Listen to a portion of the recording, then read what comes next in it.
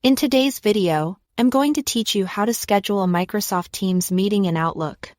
Whether you are using the Outlook desktop app or the web version, the process is almost identical, and by the end, you'll confidently send a Teams invite that includes a clickable join link for everyone. Start by opening Outlook. Once you are in, switch to your calendar. On desktop, you'll find Calendar in the left navigation bar. Viewing your calendar helps you pick a time that doesn't conflict with other appointments and gives you a clear picture of your day or week. Next, create a new meeting. In the desktop app, you may see New Meeting, while in the web version, it's usually labeled New Event. Both options open the same type of form. Think of this window as the place where you'll define everything about your meeting.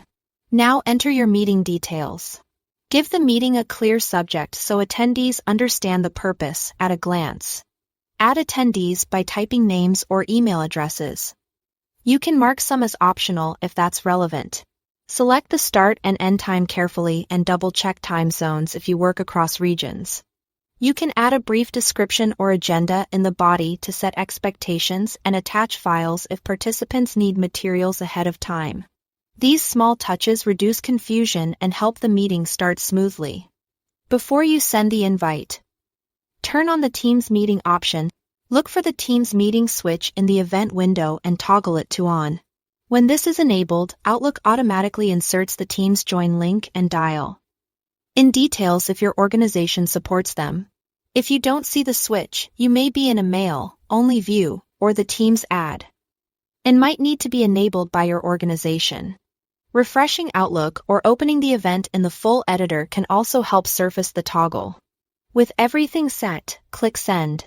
Outlook will deliver the invites to all attendees and place the meeting on your calendar. The invitation will include the Teams Join button so people can connect from the desktop app, the web, or mobile.